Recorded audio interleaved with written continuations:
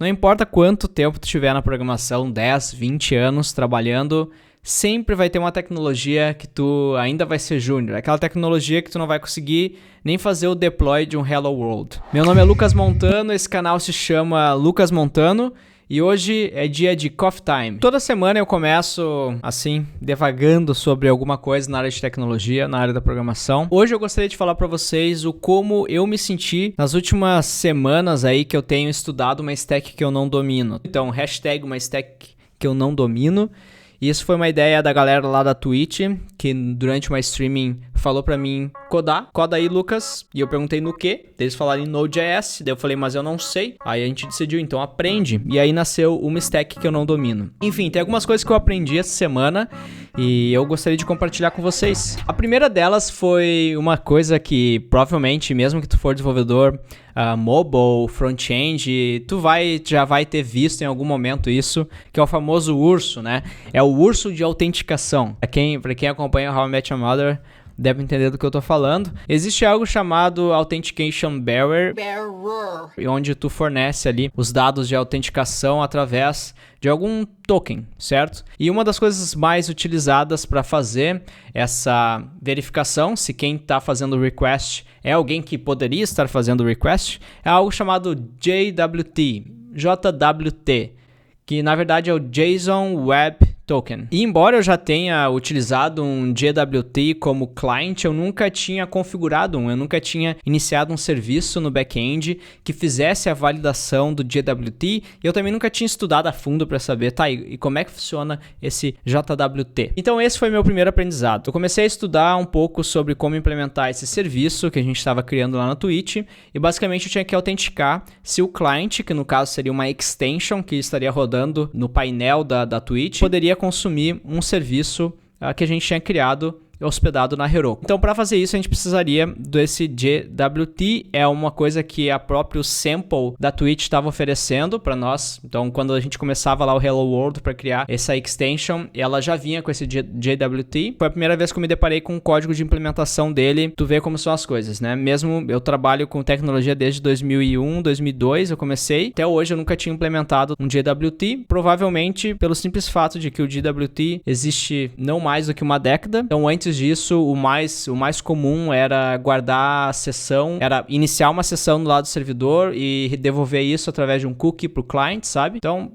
velho formato antigo, o JWT veio então para simplificar um pouco isso. Então, ao invés de tu ter uma sessão no servidor e de retornar algo para armazenar no cookie, o que acontece é que o JWT faz com que o servidor seja stateless. Se tu é mais experiente do que eu no JWT, e eu tô falando alguma bobagem aqui, comenta aqui embaixo. Mas pelo que eu entendi da implementação, é basicamente isso.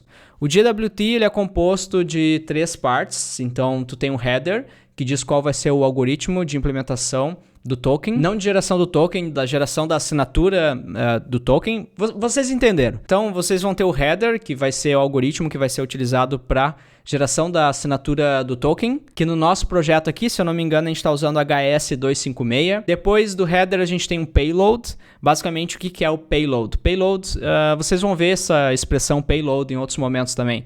Payload, basicamente, é os dados que tu trafega. Seria o body, tá? Então, tu tem o header e tu tem o body. Vamos chamar aqui de header e payload. Então, no payload, tu vai ter um JSON qualquer, e ali nesse JSON tu vai estar dizendo, por exemplo, o usuário que está logando é um usuário visitante.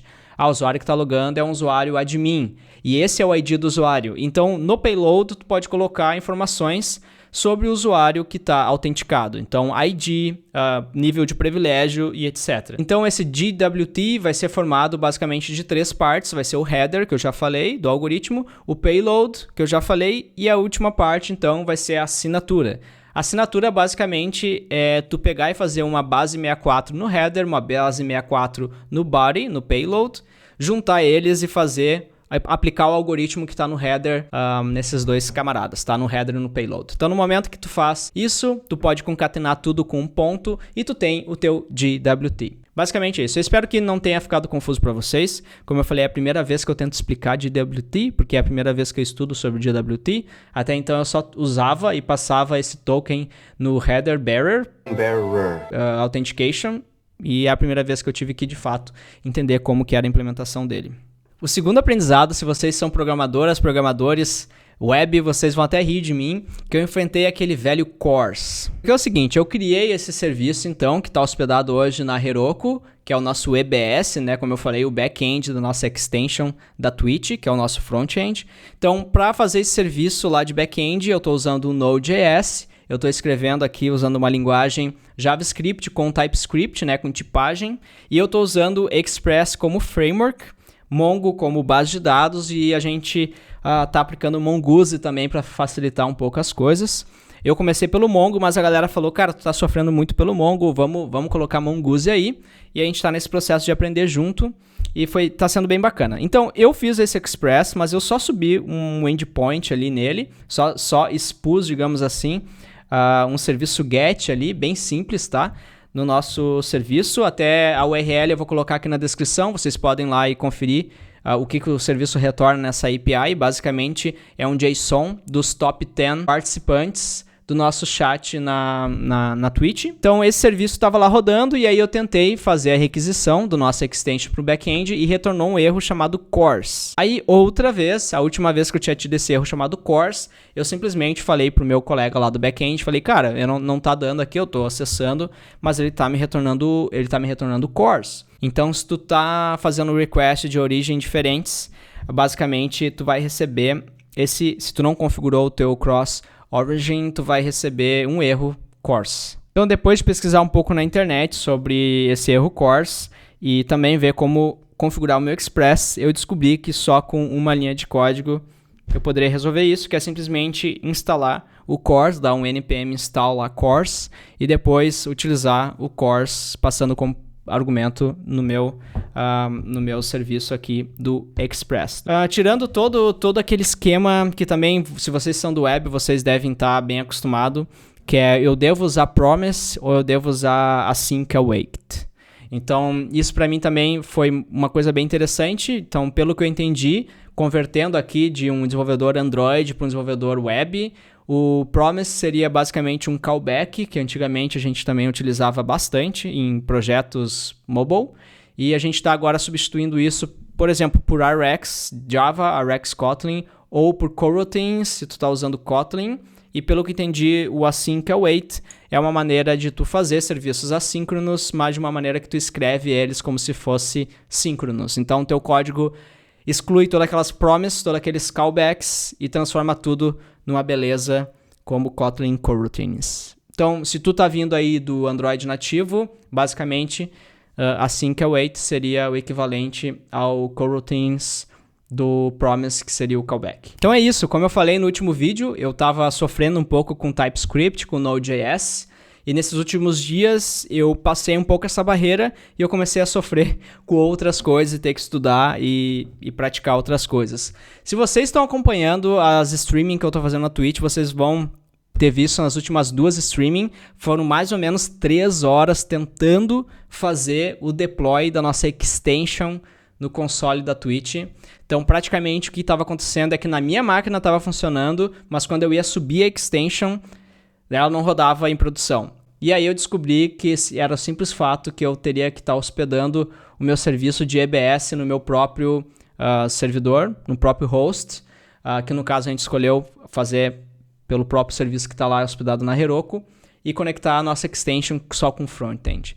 Então, assim, dá uma olhada lá, vocês vão entender todo o perrengue que eu passei, todos os problemas que eu tive que enfrentar. O projeto ainda não acabou, a gente ainda tem mais 2 horas de projeto. Se tu perdeu todo o início, são 12 horas de uma stack que eu não domino. Então ainda tem mais 2 horas lá sobrando para finalizar tudo. Tá muito bacana, eu tô aprendendo muito com vocês. Eu agradeço toda a força aí da comunidade de desenvolvimento web que tá me ajudando, principalmente no quesito TypeScript. Tem uma galera lá que tá contribuindo muito no projeto. Eu vou até abrir aqui para ver todo mundo que contribuiu, porque eu quero muito agradecer nome a nome de quem contribuiu aqui pro projeto, tá? Então nós temos aqui de contribuintes, o Paul William, o Jason, o Eduardo Araújo, o Felipe Nathan, o Thierry Santos, o Barbosa Fernando, o Diego então Fernandes da Rocket City, que também fez um code review lá para nós. E eu convido vocês também a participar lá desse repositório e aprender